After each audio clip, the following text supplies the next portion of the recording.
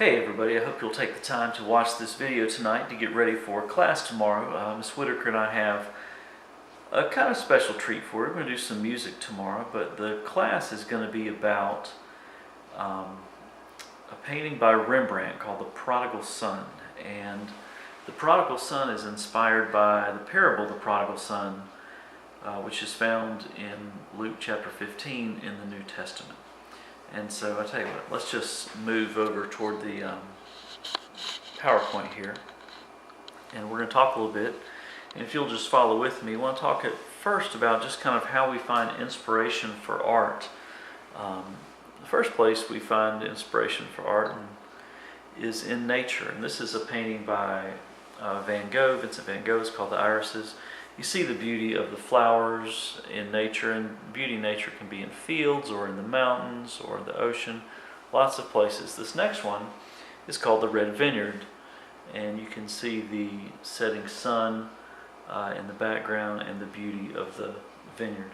But nature is not the only place we find inspiration.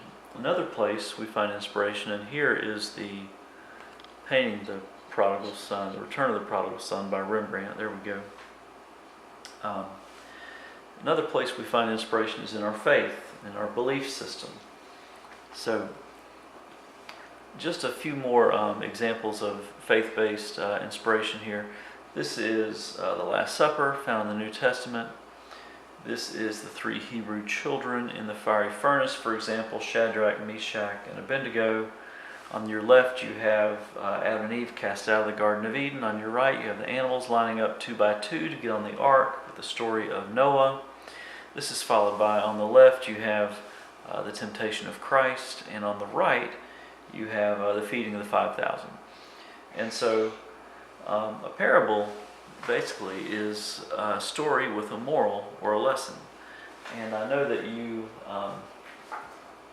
know a little bit about stories with lessons, because I'm sure you're familiar with this one. This is the story of the tortoise and the hare.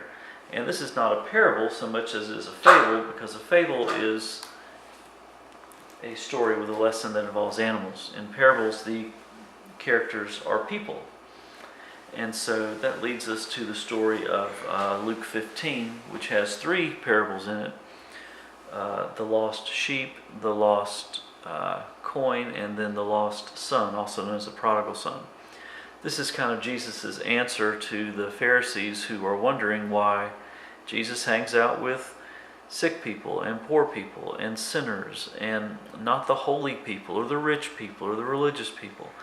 And so in answer to that issue, he just tells 3 quick stories. The first one is about a lost sheep.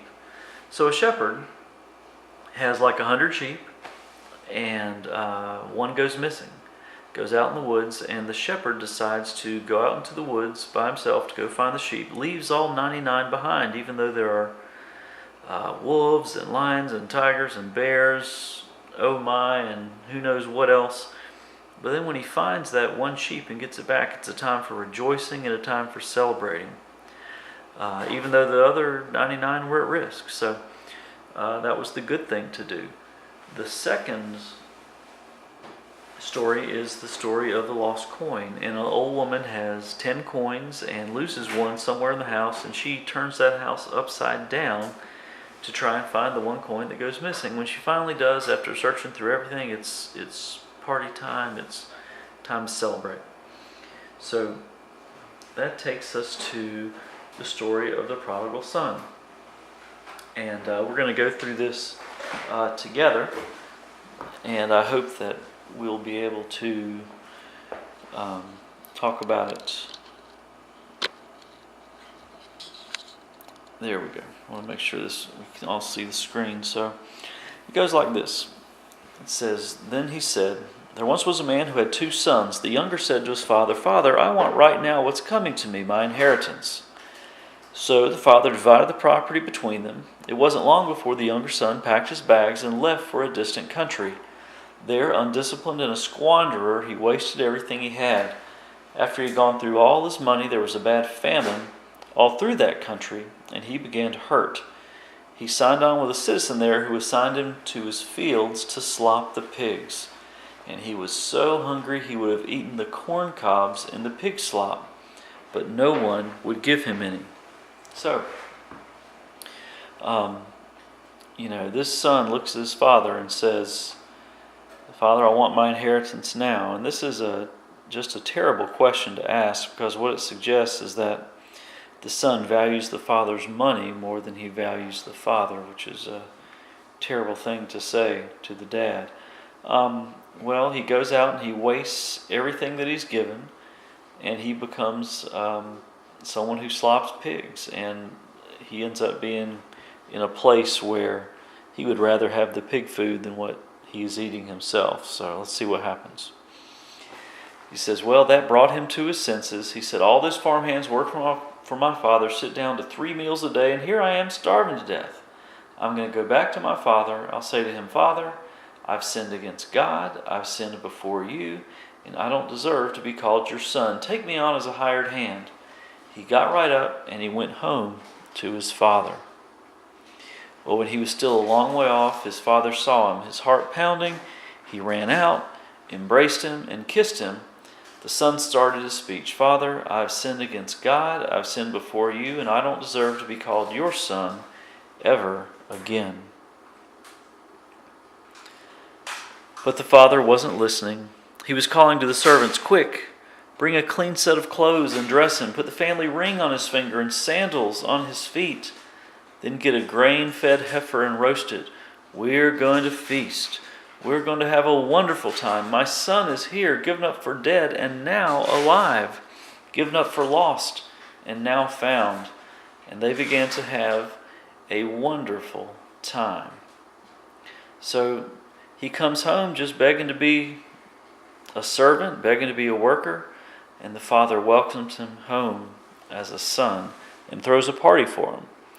Well, he's the younger son, so let's see what the reaction of the older son is. It says, all this time, his older son was out in the field. When the day's work was done, he came in. As he approached the house, he heard the music and dancing.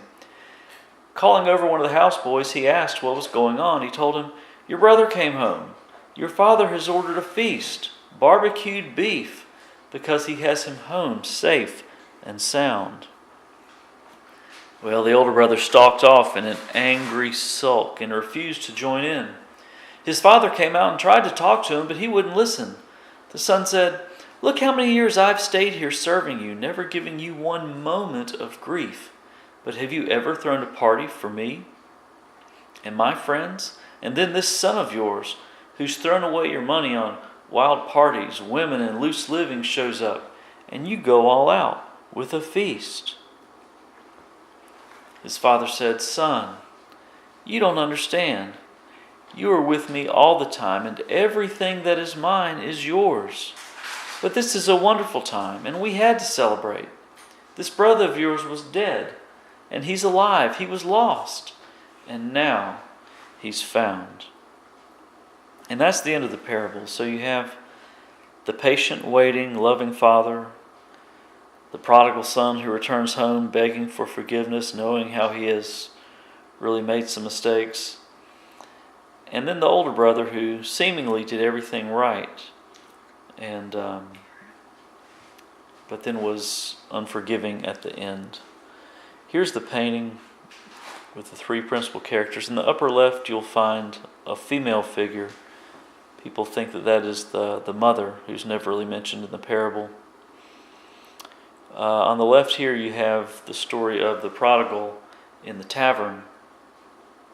And this is the prodigal son after he got his reward or his inheritance, and he's out living it up, having a great time.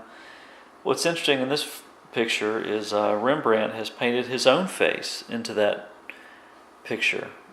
And we can only assume that Rembrandt really identified with this story, that he would not only create a painting of the return of the prodigal son, but also this other one of him in the tavern with his own face.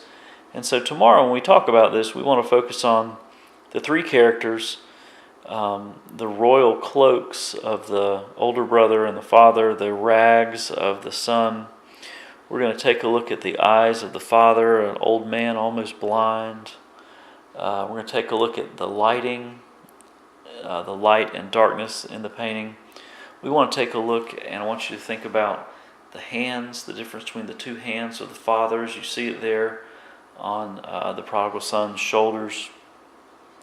And then the feet, the sandals of the prodigal son, the feet that have gone through a long journey. And then finally, we want to take a look at the stern countenance of the older brother, who is not very forgiving about things. And then finally, we're going to take a look at a couple of songs that Miss Whitaker's going to sing for us. The first one is called "You Can't Go Back" by Bon Jovi, and you can hit pause on this video. I want you to take a look at some of the lyrics and see how the lyrics identify with the story and the painting.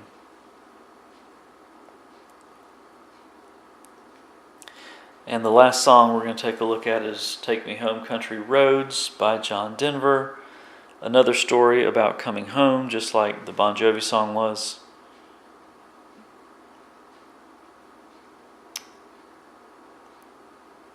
And we're going to take a look at how these lyrics also relate to the story.